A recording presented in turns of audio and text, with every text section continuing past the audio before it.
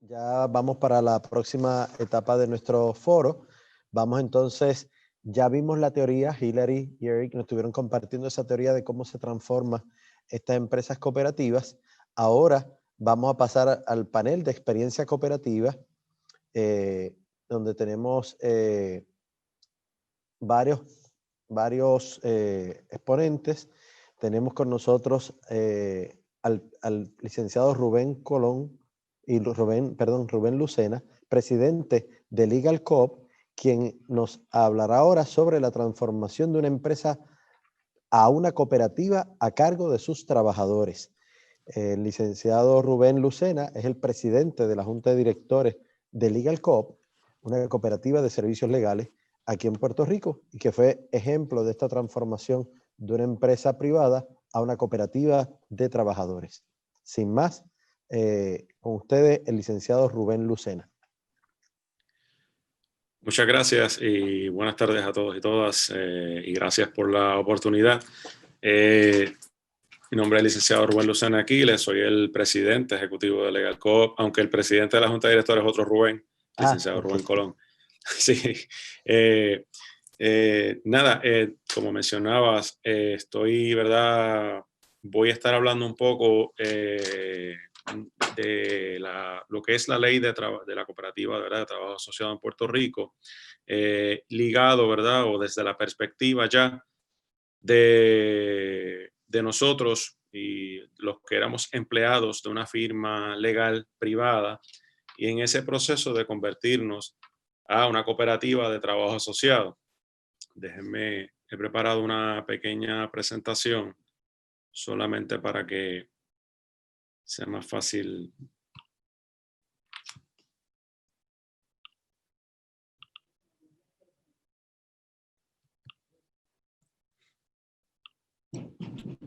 Ok, bien. En Puerto Rico, la ley 239 de 1 de septiembre de 2004 es la ley, ¿verdad?, general de sociedades cooperativas, y es la ley que a través de su artículo 34, ¿verdad?, regula todo lo relacionado a lo que son las cooperativas de trabajo asociado. Como parte de esa, ¿verdad?, de esa legislación, se define lo que es una cooperativa de trabajo asociado, ¿verdad?, como un grupo de personas que van a aportar trabajo y capital para desarrollar una actividad empresarial que produce en común bienes y servicios para terceros, y en que la mayoría del capital social es propiedad de esos trabajadores. En esa, ¿verdad?, definición es importante destacar, ¿verdad?, que la aportación de los socios, para que una persona pueda ser socio, tiene que aportar tanto trabajo, ¿verdad?, como capital. Y además ese capital tiene que estar en su mayoría en manos de esos trabajadores socios. Para atender la pregunta, ¿verdad?, que hubo en la presentación anterior. Sí, los socios pueden, ¿verdad?, adquirir, no tienen que tener necesariamente el mismo número de acciones, pero ningún socio puede tener de forma individual más del 45% del capital social de la cooperativa. Y el propósito de la legislación, ¿verdad?, y de la cooperativas de trabajo asociado, pues es proveer fuentes de trabajo estables y convenientes a esos empleados, ¿verdad? Porque la cooperativa de trabajo asociado, su visión no es la de generar capital o ganancias, sino la de proveer el máximo pago posible por el trabajo de esos trabajadores. Así que en ese sentido, pues también le ofrece la oportunidad a los trabajadores de participar en la dirección de la empresa, ¿verdad? A través de sus órganos de gobernanza. ¿Verdad? Desde la perspectiva de nosotros, ¿verdad?, en nuestra experiencia con Legal Coop, es el elemento más retante en términos, ¿verdad?, de ese cambio de mentalidad, ¿no?, de ser empleado, de no participar de las decisiones, ¿verdad?, ni de la preparación de estrategias dentro del negocio, y ahora entonces estar sentado en la mesa, ¿verdad? E incluso en mi caso, pues ser el principal ejecutivo, ¿no?, estar a cargo básicamente de toda la cuestión administrativa y de la ejecución, ¿verdad?, de los mandatos de la Junta.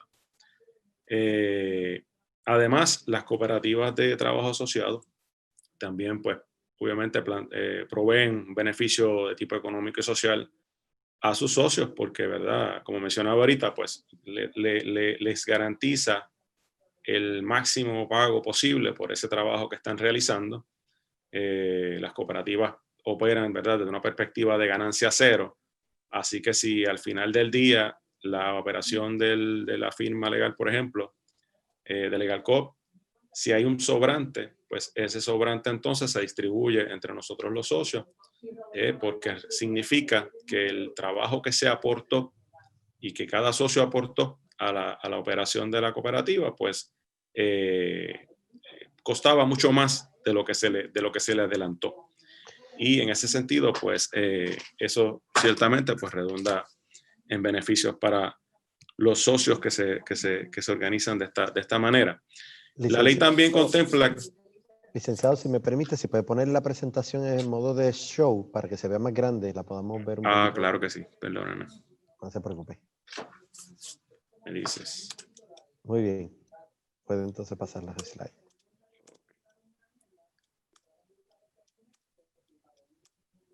Ok. Ahí está. Gracias. Gracias, te disculpa. Como le estaba diciendo, los componentes de la cooperativa de trabajo, ¿verdad?, que están dispuestos en la ley, pues son los socios trabajadores, ¿no?, que somos nosotros los que aportamos trabajo a la cooperativa.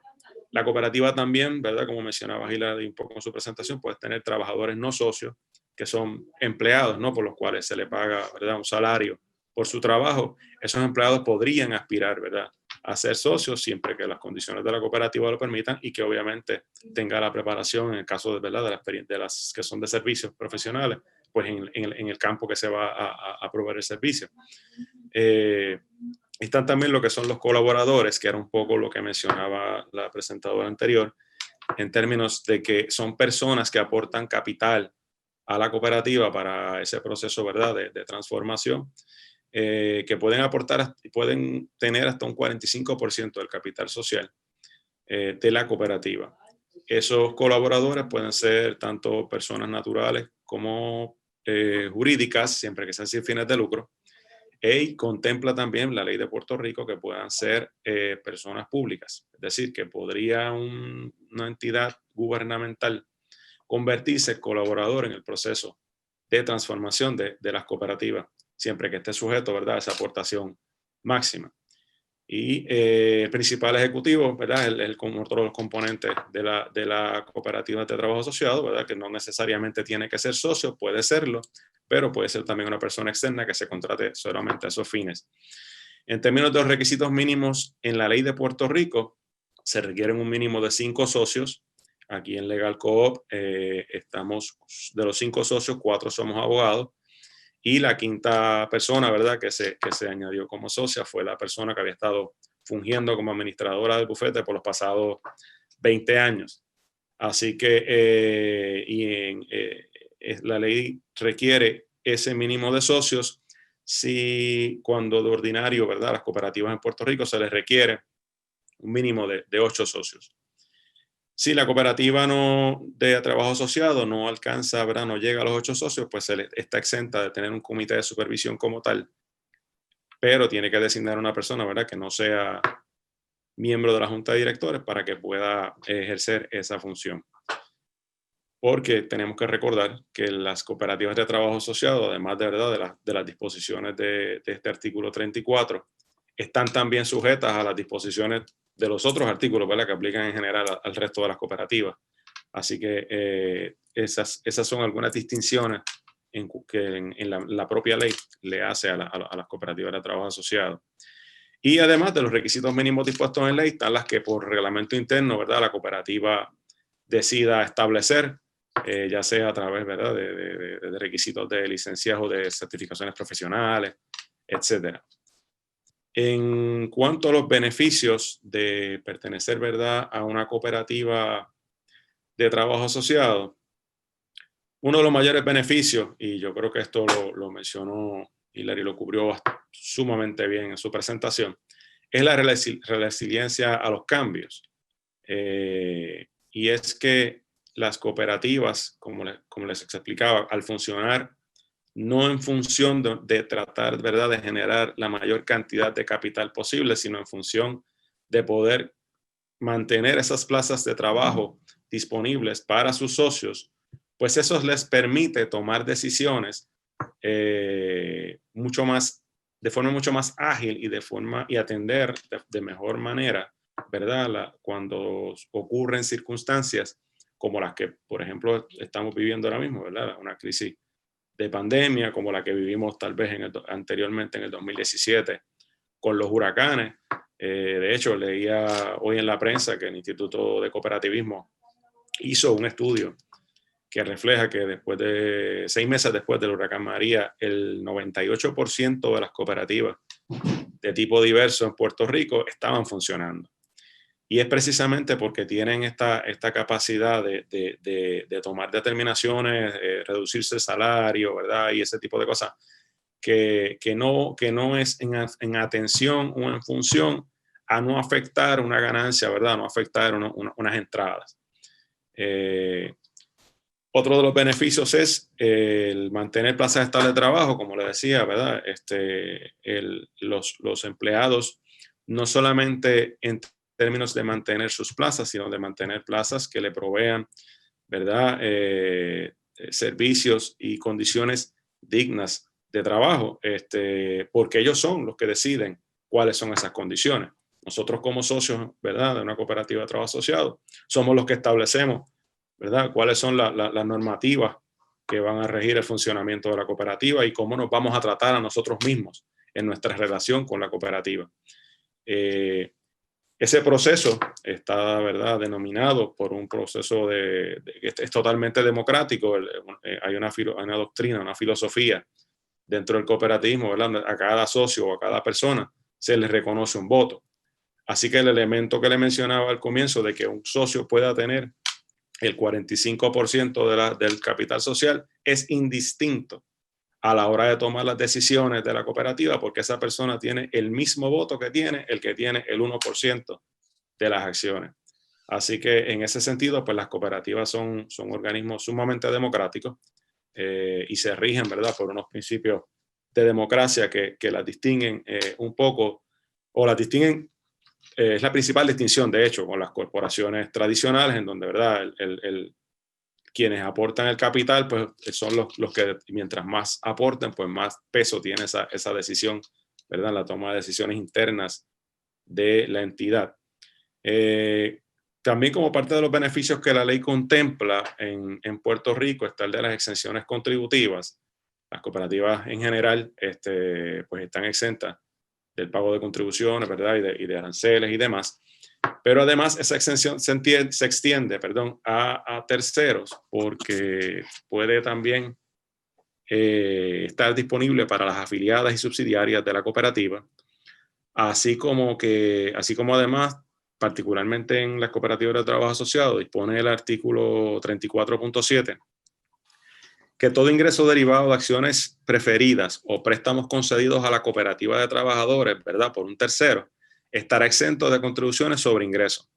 Eso quiere decir que si en ese proceso de transición, ya sea, ¿verdad?, de una entidad existente a una cooperativa, como fue nuestro caso, o en un proceso de formación desde cero, si esa cooperativa, ¿verdad?, requiere financiamiento de entidades, ¿verdad?, que no estén exentas, pues el beneficio que le rinda a esa entidad al final del día, esa aportación está también exento de contribuciones sobre ingresos. También otra de las ventajas, ¿verdad?, de las cooperativas de trabajo asociados que cuentan con una red nacional de apoyo. La Liga de Cooperativas, Fidecoop, que también es un fondo de inversión, ¿verdad?, y desarrollo cooperativo, que tiene unos fondos disponibles específicamente para asistir en estas transformaciones, ¿no?, y en estos procesos. Y trato preferencial porque la ley dispone que las cooperativas pueden recibir trato preferencial tanto del gobierno como de los municipios. En verdad, los municipios le pueden vender, arrendar, permutar y cualquier otra forma traspasar propiedad de inmueble a las cooperativas sin tener que pasar por el proceso de subasta. Sujeto, claro está, a que sea por un precio razonable y que haya un derecho a retroventa, ¿verdad?, en un término de 30 días. Pero esa es otra, ¿verdad? Otra gran ventaja que tendrían las personas o los socios que deciden organizarse, ¿verdad? De esta manera. En términos del proceso como tal, como les comentaba, Legal Co-op nace de una transformación que sufre lo que era el bufete Colón Morales y Padial, un bufete que contaba con más de 20 años de estar operando, de los cuales yo llevaba aproximadamente como 14 con la firma. Y entonces se identifica, ¿verdad? Nosotros identificamos una necesidad de que existiera una alternativa dentro del movimiento para ofrecer servicios legales, no solo al movimiento, ¿verdad? Pero desde la óptica de lo que es la visión cooperativista. Es decir, nosotros habíamos estado trabajando mucho tiempo como asesores de cooperativas, pero lo hacíamos desde la perspectiva, ¿verdad? No desde una organización cooperativa, sino desde una organización tradicional. Y al convertirnos entonces a cooperativas, ya nos convertimos en parte, ¿no?, de lo que estábamos fomentando. Así que todas las determinaciones que se tomen sobre las cooperativas y todo lo que ocurra, pues entonces ahora nos afecta también, que no es lo mismo, ¿verdad? Estar de un lado que estar del otro. En ese sentido, pues la identificación de la necesidad es básicamente determinar que se cumple con los requisitos mínimos, ¿no? Que tenemos los requisitos mínimos de personas para poder solicitar ser admitidos como cooperativa e iniciar el proceso, así como tener reglamento, tener las cláusulas de incorporación, que son los elementos iniciales, ¿verdad? Que se van a estar evaluando por las entidades gubernamentales. Una vez se identifica esa necesidad y se establece que se cumple con los requisitos mínimos, entonces pasamos, ¿verdad?, a lo que la ley identifica como cooperativas en formación o entidad transformándose en cooperativa, ¿verdad?, dependiendo de cuál sea el caso. En nuestro caso, pues obviamente era el de entidad transformándose en cooperativa. Es importante señalar que en ese proceso de transformación, los actos o las decisiones que se toman durante ese periodo en el que tal vez la cooperativa no está todavía formalmente inscrita en el Departamento de Estado, se ratifican finalmente una vez llega ese momento de que la cooperativa entonces se inscribe en esa primera asamblea. Entonces todos esos actos y todas esas determinaciones se ratifican por los socios en esa primera asamblea y se consideran actos cooperativos. Ese proceso de transformación está limitado a un año, es decir, desde que una cooperativa empieza, desde que un grupo, ¿no?, comienza el proceso de formación, no puede exceder de un año en la categoría, ¿verdad?, en una de estas dos categorías. Una vez el grupo tiene listo el reglamento y las cláusulas de incorporación, entonces esos documentos se someten a la Comisión de Desarrollo Cooperativo en Puerto Rico, que es CDCOOP, por sus siglas, y es esa entidad la que hace la primera evaluación de esos documentos. Hay una dinámica, ¿verdad?, de intercambio entre CDCOOP y el grupo, ¿verdad?, para tratar de afinar ese documento final que se va a presentar al Departamento de Estado. Una vez la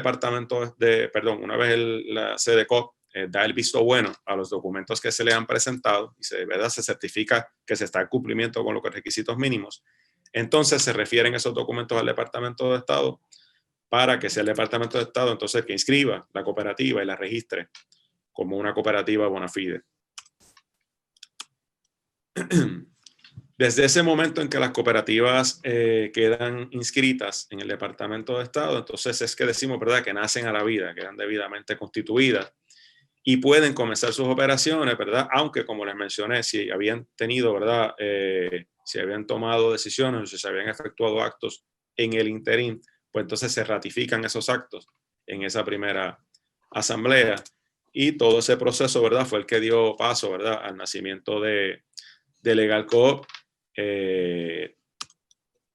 Una vez nace la cooperativa, ¿verdad?, que da un paso adicional, y es que entonces hay que someter unos documentos adicionales a la Corporación de Supervisión y Seguro Cooperativo, que es el regulador de las cooperativas en Puerto Rico. Esos son unos requisitos adicionales ya más enfocados en la parte operacional de la cooperativa, entiéndase seguros, ¿verdad? Y ese tipo de cosas. La parte, si hay empleados, pues que se esté cumpliendo, ¿verdad? Con la parte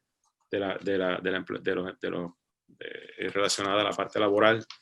Y esa relación con COSEC es una relación entonces que por ser el regulador va a permanecer, ¿no? Y todos los años pues hay que presentar unos informes financieros y una serie, ¿verdad? De otros reportes. Y básicamente pues es la relación que va a permanecer entre la cooperativa y el regulador. Desde mi perspectiva, el proceso ha sido uno muy, muy enriquecedor. Yo había tenido la oportunidad de asistir a muchas cooperativas mientras fui abogado en la Administración de Fomento Cooperativo en este proceso, ¿verdad? De revisar sus reglamentos, de revisar sus cláusulas de incorporación, asistir en las reuniones. Pero cuando uno se lo plantea, ¿verdad? Ya como participante y no desde la perspectiva profesional, pues la sensación es distinta, es muy halagadora, es muy...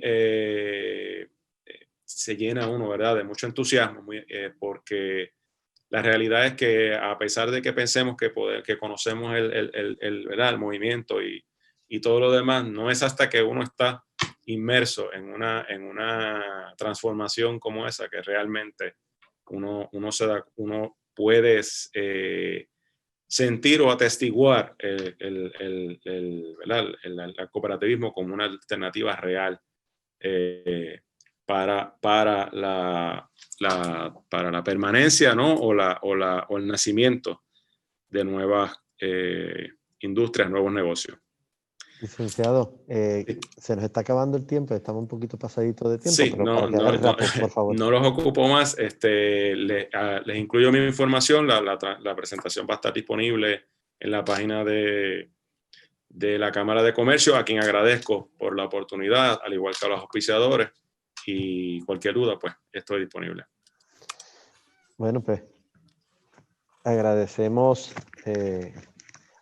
al licenciado Rubén Lucena por su excelente presentación y sobre todo ese cierre, porque a pesar de, como él decía, estar inmerso dentro del sector cooperativo y asesorando cooperativas por tanto tiempo, la perspectiva cambia totalmente cuando uno está desde adentro creando su propia empresa cooperativa. Y le felicitamos y le deseamos el mayor de los éxitos al Coop para que pueda seguir adelante con su meta.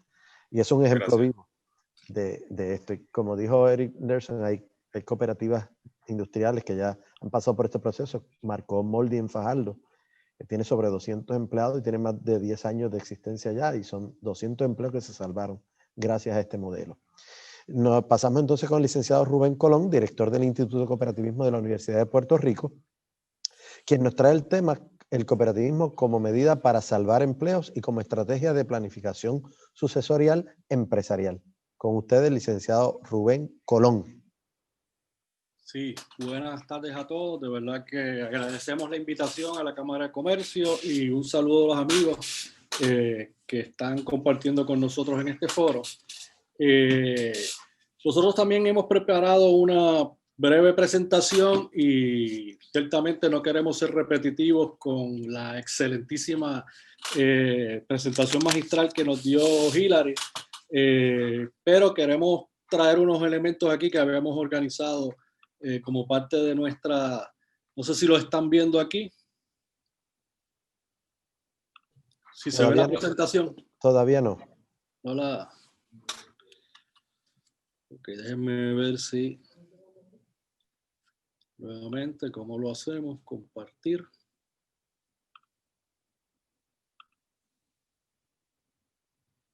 Aquí ahora. Me excusan un segundo en lo que atendemos esto. No, bueno, pues yo les voy a hablar de la presentación y aunque no la vean. Licenciado, si gusta nos las envía y nosotros las subimos. Me la envía a mi jaime@segurosmúltiples.com. Yo creo que eso va a ser más complicado, Jaime, pero es rapidito y no es tan complicado. Ok, sobre las cooperativas de trabajo como medio de sucesión empresarial, yo creo que en muchas ocasiones hay preguntas que se hacen los dueños de empresas cuando ya están cerca de la edad de jubilación y quieren capitalizar sobre el trabajo que han realizado como empresarios en beneficio, ¿verdad?, de sus descendencias y cómo dejar también, cómo vivir ellos una vida adecuada en el retiro y también proteger a su descendencia. En ese sentido, pues se plantean si les conviene poner un negocio en manos de la descendencia de alguno de los socios, por ejemplo, si tienen precisamente esa descendencia, las destrezas y el interés en seguir adelante con los negocios, también si se lo han ganado, porque en muchas ocasiones no necesariamente esas decisiones se toman solamente porque son nuestros hijos, etcétera, sino que hay un elemento de haberse ganado la capacidad de recibir una empresa que ha desarrollado un padre o un grupo de socios, amistades que han hecho una empresa. Resuelve eso el problema, ¿verdad? El medio de pasarlo a una sucesión que sean hijos o hijos de socios, si eso le resuelve realmente o crea más riesgos, más rencilla, si resulta una determinación justa también para el grupo de trabajadores que les han acompañado, porque en muchas ocasiones tenemos grupos de gerenciales, de trabajadores que han estado con nosotros levantando las empresas y entonces tenemos la situación de que se pueden sentir incluso heridos, defraudados, si en esas transiciones no son considerados, ¿verdad?, ese aporte que han hecho al lado nuestro durante tantos años. Y ante la falta de plan, muchas veces nos preguntamos, ¿verdad?, ¿qué hacemos? Y entonces la posibilidad es, ¿puedo vender? ¿A quién le vendo? Y esto nos levanta otro sinnúmero de preguntas, como por ejemplo, ¿le voy a vender a un competidor contra el que yo he estado luchando por mantener mi negocio, por proteger mi marca, mi legado como persona empresarial? ¿Se lo voy a vender a él porque es el competidor y es el que me puede comprar? ¿O existen otros potenciales compradores? ¿Se lo voy a vender a una empresa que venga del extranjero? ¿Qué significa eso para el mantenimiento de una base empresarial con arraigo en el país? ¿Se lo puedo vender a mis empleados entonces o a un grupo de ellos? ¿Eso es posible? Nos hacemos, ¿verdad? Podemos hacer esas preguntas. Y sobre cada una de esas preguntas, pues tendríamos que ir a la misma vez interrogándonos sobre qué consecuencias acarrea, ¿verdad?, la venta. Pues tiene consecuencias contributivas, va a tener consecuencias familiares, ¿verdad?, cuando estamos hablando de sucesiones, personales. Tiene muchas consecuencias personales porque hay muchos casos que hay una gran identificación con el negocio de la persona que lo creó, que siente que el negocio es como un hijo, literalmente. Asuntos de fidelidad con las personas que han trabajado junto a él y lo han acompañado o a ella. Hay consecuencias para el país, para la comunidad, para los empleados. Así que todos esos elementos se consideran, se ponderan al momento de tomar estas decisiones. Y nos preguntamos, vender a los empleados, ¿qué significa, verdad? Pues el mensaje que queremos llevar es que venderle a los empleados puede implicar beneficios contributivos y sobre rendimientos a la inversión que muchas veces no lo conocemos porque no conocemos el modelo. Creemos que la única manera de obtener un precio justo y de poder vender nuestra empresa adecuadamente es a un tercero que no sean los empleados, cuando el empleado puede darnos tan buen precio como cualquier otro. Además, existen mecanismos contributivos y de beneficios a la inversión que yo haga como capital en la empresa mientras voy saliendo, porque puedo hacer un proceso transicional que me permite incluso devengar mejores rendimientos a la inversión y al precio recibido que si lo saco de la empresa y lo invierto en algún otro lugar, en una transacción tradicional de compra-venta donde el dueño básicamente queda fuera automáticamente. Aquí se pueden hacer procesos transicionales donde eso me permite incluso aumentar mis beneficios y rendimientos a la misma vez que le estoy vendiendo a los empleados y les protejo los empleos. puedo permitir salvaguardar esa relación afectiva con el negocio, porque no necesariamente se requiere un desprendimiento total. Por ejemplo, el licenciado Rubén Lucena acaba de hablar de Legal Co-op. Pues en Legal Co-op, yo como uno de los ex dueños de la empresa, me quedé con todos los trabajadores, estamos trabajando, he tenido que pedir unas licencias por razones de otros emprendimientos que se me han asignado, ¿verdad? Pero todavía hago algunas labores con ellos y el plan siempre fue mantenerme yo envuelto en la empresa, y ese legado de casi 30 años que tenía la empresa y el bufete no se pierde, no me desligo, siento que todavía pertenezco, aunque otra vez en una situación muy distinta con el resto de los otros trabajadores de la cooperativa. Así que también se conserva la memoria, la tradición empresarial, la cultura, porque cuando viene un tercero y compra, pues lo sabemos, o sea, compra bajo una nueva concepción, bajo una nueva cultura. Muy pocas veces la memoria esa empresarial se guarda, el respeto a los fundadores muchas veces desaparece, y eso no ocurre usualmente con estas transiciones de los trabajadores. Y por último, vender a los empleados nos permite hacerle justicia a esas personas que nosotros reconocemos que nos hayan ayudado a desarrollar el negocio, y que el negocio existe por también el trabajo que se ha aportado y por la lealtad que muchas veces nos han dedicado los empleados que han estado trabajando con nosotros y la gerencia alta y mediana. Entonces, las preguntas serían las siguientes. ¿Tienen la capacidad los empleados de operar la empresa?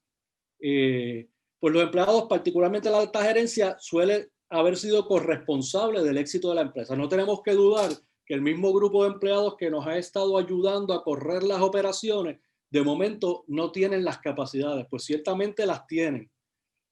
Tienen además los conocimientos de la información, los procesos y las oportunidades. Y en este sentido, yo quisiera puntualizar que como toda compraventa, y ya Hilary nos habló de esto, lleva un proceso de assessment, de evaluación, ¿verdad? Y de conocer el precio, de establecer los métodos de financiamiento.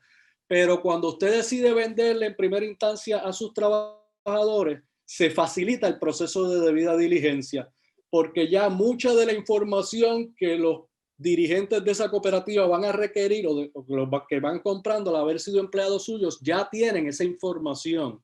Y el proceso de debida diligencia se facilita, se acelera, pero además usted se evita el que su proceso de venta comience con el empezar a darle información financiera y operacional interna de su negocio a un tercero que puede estar interesado, porque ciertamente sabemos que en estos procesos se solicita evidencia, se solicita información de las empresas que hacen ofertas para comprar, se negocian acuerdos de confidencialidad y de no divulgación, pero lo cierto es que si no se da la compraventa, ese otro con quien usted pactó ya tiene la información interna de sus operaciones, lo esencial y el historial. Mientras que si esto usted lo hace con un grupo de trabajadores, la realidad es que es la misma grupo de personas que usualmente ya tenían esos accesos, pero además que tienen unas obligaciones como trabajadores que les prohíben divulgar de manera más estricta y bajo mayores consecuencias la información si la fueran a utilizar indebidamente.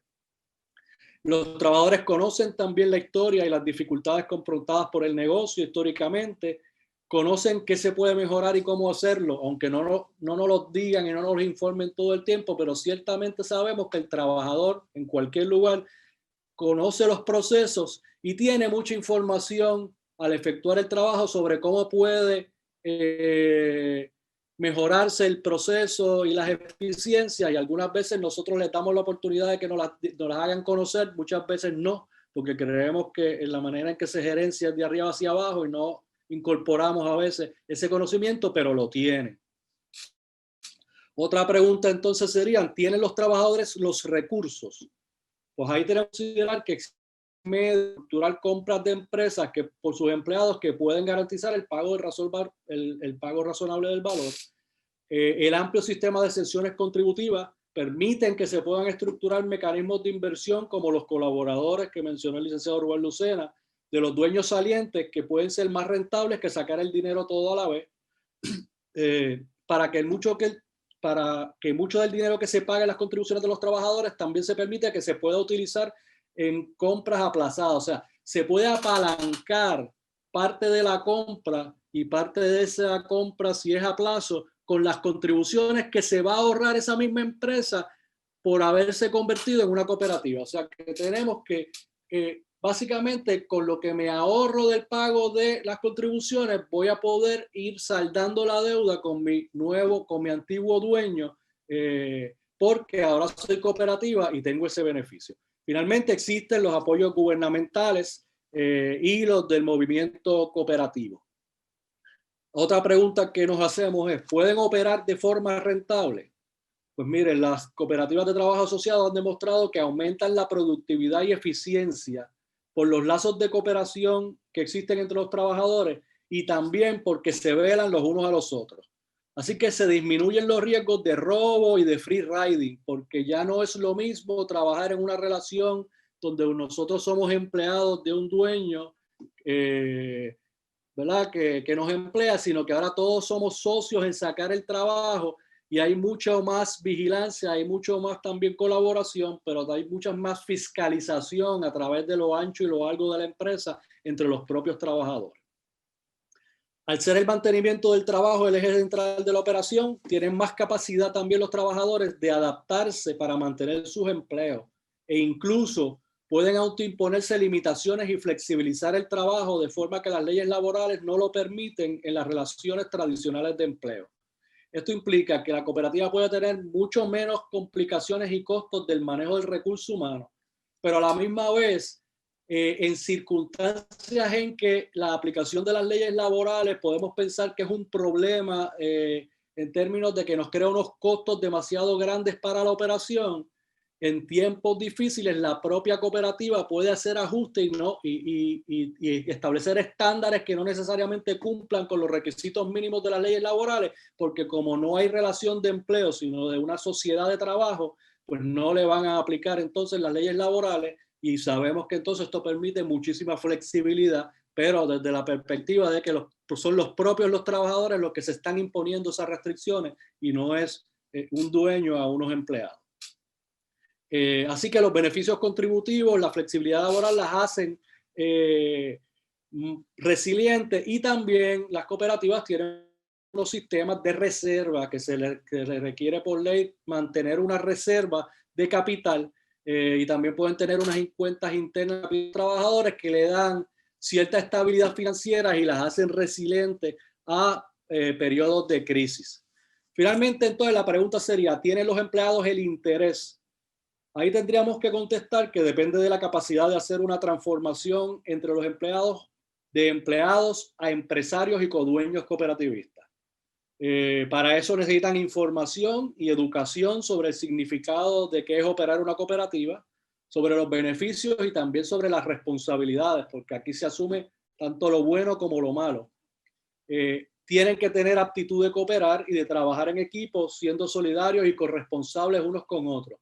Por eso en las cooperativas de trabajo se establecen unos periodos de probatoria de por lo menos un año bajo la ley de Puerto Rico para poder ser aceptado en la cooperativa, porque no basta que yo pueda realizar una plaza de trabajo en un empleo permanente y que pueda aportar el capital mínimo que se me requiere, sino que también yo tengo que tener aptitud de colaboración. Yo no puedo estar ahí solamente para buscar el beneficio mío, sino que tengo que estar en conocimiento de que yo soy parte de un grupo que está buscando mantener unos empleos en común. ¿Cómo se adquiere ese interés? Pues ciertamente educación y formación cooperativa. Ahí tengo que hablar entonces del Instituto de Cooperativismo que dirigimos en este momento de la Universidad de Puerto Rico.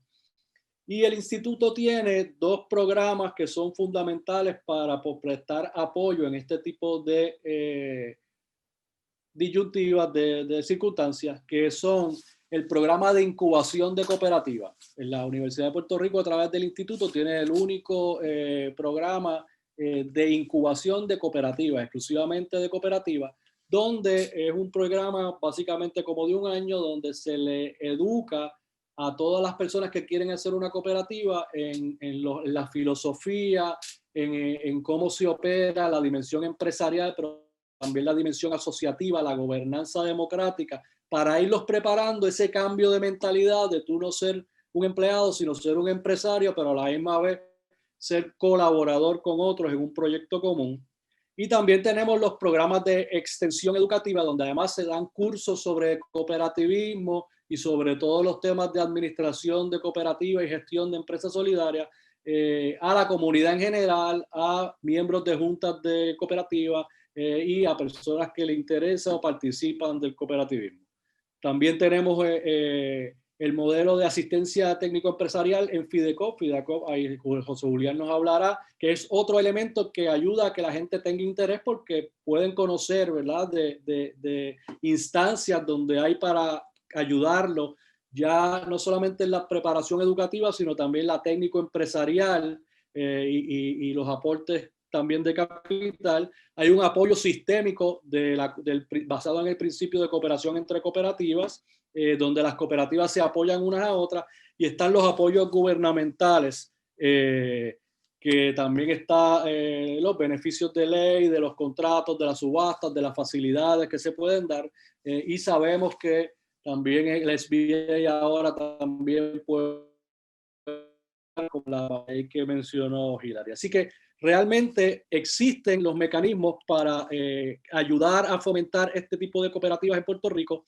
y existe la posibilidad de que se puedan convertir en unas verdaderas alternativas para la sucesión de empresas, de dueños que quieren jubilarse y no tienen sucesión, y darse cuenta que los trabajadores pueden pagarles precios adecuados, pueden mantener el legado, la cultura, esa identificación con el origen histórico de la empresa. Pueden establecer empresas que van a durar y que se van a mantener capaces de repagar cualquier préstamo que se les haga en financiamiento, pero además de establecerse en condiciones en que esos financiamientos y esos beneficios que se hacen a favor de los trabajadores o concesiones inmediatas que se hacen de quizás de dilatar el pago, se convierte en un beneficio mayor que el hecho de recibir el pago un solo cantazo y desligarse totalmente de la empresa. Gracias, licenciado Rubén Colón, por esa excelente presentación. No sé si tenga algún otro punto. No, básicamente eso era lo que queríamos establecer. Pues agradecemos nuevamente al licenciado Rubén Colón por su excelente presentación. En estos momentos pues quiero dejar con ustedes al compañero José Julián Ramírez, quien nos estará presentando impulso al emprendimiento cooperativo y acceso a capital desde el modelo cooperativo. Es importante tener todo esto que lo que Hilary nos ha dado, lo que los licenciados Rubén Colón y Rubén Lucena nos han compartido desde su perspectiva, pero también hace falta la viabilidad de capital para que estos emprendimientos cooperativos de trabajadores se puedan dar. Y esa es la parte que José Julián, como director ejecutivo del Fondo de Desarrollo Cooperativo, del Fondo de Inversión y Desarrollo Cooperativo, nos va a estar trayendo en la tarde de hoy. Adelante, José Julián. Gracias, Rubén. Gracias, Jaime, perdóname. Y gracias a Rubén también, a los Rubenes que estaban ahí. Yo voy a tratar de hacer catch-up, así que le he enviado a Sandra de la Cámara de Comercio la presentación para que puedan ver más en detalle.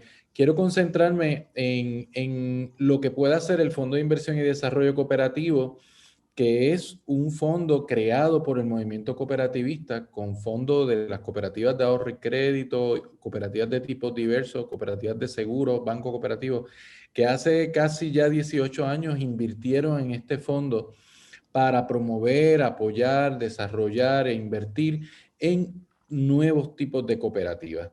Y ¿qué podemos hacer nosotros, verdad, en medio de este proceso? Pues nosotros formamos parte de un ecosistema de desarrollo empresarial cooperativista, donde, como muy bien mencionó el licenciado Rubén Colón, está el Instituto de Cooperativismo con su incubadora de empresas, está la Liga de Cooperativas con su departamento de desarrollo, y está el Fondo de Inversión y Desarrollo Cooperativo junto con la Comisión de Desarrollo Cooperativo, que es una agencia de gobierno abocada a promover el desarrollo de cooperativas.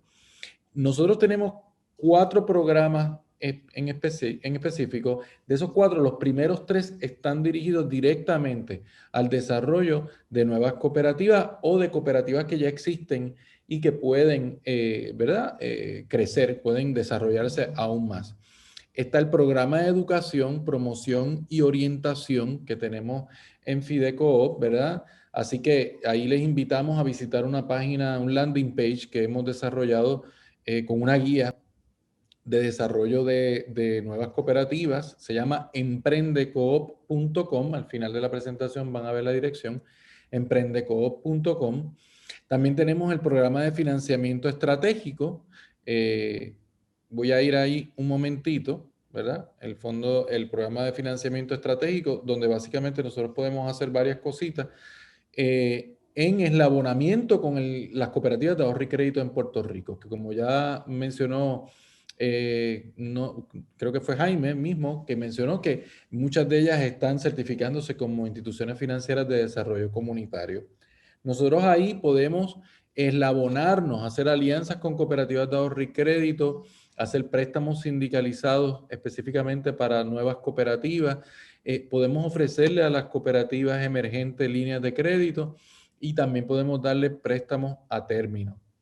Otra cosa que podemos hacer, ¿verdad?, es dar pequeños préstamos, lo que le llaman en inglés los small business loans, ¿verdad?, como micropréstamos para pequeñas empresas cooperativas a través de la reserva de estímulo, y esos son micropréstamos para cooperativas emergentes que no se otorgan a un 0% en la tasa de interés. Y lo otro que también podemos hacer son las inversiones de capital. Así que un poco para visualizar esto mejor, imagínense que hay un negocio que el antiguo empresario se lo vende a sus trabajadores. Para darle un ejemplo, digamos que se lo va a vender en $500,000, ¿verdad? Baratito, en $500,000. Le va a vender el negocio a sus trabajadores. Cada trabajador se puede comprometer con poner $50,000 cada uno. Digamos que tengan 5 o 6 trabajadores, cada uno de ellos pone $50,000. Esos $50,000, cada uno de esos trabajadores puede ir a una cooperativa de ahorro y crédito a pedir un préstamo personal para pagar sus acciones en la cooperativa, y el Fondo de Inversión y Desarrollo Cooperativo puede hacerle una inyección de capital a esta nueva empresa cooperativa después del debido análisis, ¿verdad?, de viabilidad de la empresa y su plan de negocio, y le puede hacer digamos que, por ejemplo, si son $500,000 y cada uno de los trabajadores, de los 5 o 6 trabajadores, aportó $50,000, pues el Fondo de Inversión y Desarrollo Cooperativo puede abonar, ¿verdad?, a la transacción $200,000 o $250,000, ¿verdad?, para totalizar, ¿verdad?, la compra del negocio. Siempre, como dijo el licenciado Rubén Lucena, no puede ser más de un 45% de las aportaciones que hacen el resto de los trabajadores socios de la empresa. Así que ahí tienen un ejemplo concreto de algo que pudiera ser Fidecoop después de hacer el análisis, ¿verdad?, de los aspectos de viabilidad en este tipo de empresa. Y nada, sé que estamos bien apresurados. Hice un catch-up bastante rápido porque sé que estamos retrasados. Aquí hay algunas de las empresas a las que le hemos dado servicio, ¿verdad? Pero los invito a dirigirse a esta página web, emprendecoop.com, donde pueden descargar la guía para el desarrollo de nuevas empresas cooperativas y visitar. Dentro de esa misma página van a ver un video de 3 minutos que desarrollamos hace un mes apenas. Está calientito, hace apenas un mes, para que ustedes vean la diversidad del modelo cooperativo y cómo negocios muy, muy diversos pueden desarrollarse bajo este modelo empresarial, ¿verdad? Y de esta manera también ayudar a dueños de negocios, de pequeños y medianos negocios que quieran venderle su operación, ¿verdad?, a los que eran empleados antes y que ahora van a ser trabajadores socios dueños de la empresa. Gracias, Jaime. Creo que ahí te ayudé con el catch-up. Yo espero haber ayudado bastante. 1.000.000 de gracias, José Julián, y gracias por tu aportación y la aportación de Fidecoop. Y como dije al principio, José Julián estuvo ayudándonos desde el inicio y esta fue una de sus ideas de poder dar este foro. Así que cumple con la función ministerial de FIDECOP. Tengo por aquí una pregunta del profesor Velázquez. Excelente presentación e información. Se me fue por aquí, un momento. Voy contigo, la de Francia ya mismito, que tengo por aquí al profesor Velázquez que nos hizo una pregunta. Particularmente la importancia de un plan de sucesión y transición. El profesor Velázquez nos pregunta, aparte de felicitarlo por la presentación del licenciado Rubén Colón y de los otros licenciados, presenta información particular la importancia de un plan de sucesión y transición. Esto me imagino que es para el licenciado Rubén Colón, de la importancia de ese plan de sucesión y de transición en esta transformación de una empresa privada a una cooperativa de trabajo asociado. Licenciado Rubén Colón. Sí, nada, tenemos disponible la presentación, se la podemos hacer llegar tanto a la cámara como a ustedes.